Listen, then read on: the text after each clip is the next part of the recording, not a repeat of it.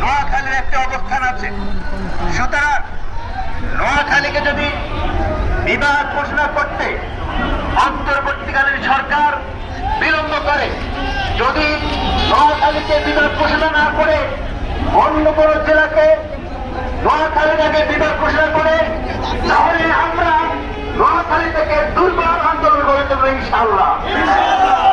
সরকারকে বলবো, যদি আমাদের আন্দোলন আপনাদের চোখে না পড়ে, আমাদের আন্দোলন আপনাদের কর্ণকুহরে না পৌঁছায়, তাহলে আমরা স্পষ্টভাবে ঘোষণা করছি, নোয়াখালী বিভাগ হওয়া পর্যন্ত আমরা নোয়াখালীকে বাংলাদেশ থেকে আলাদা করতে পারবো।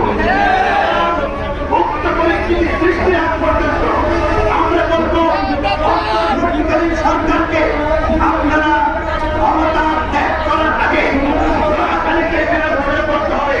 নোয়াখালীকে বিভাগ ঘোষণার আগে বাংলাদেশের কোন জেলাকে বিভাগ ঘোষণা নোয়াখালী আমাদের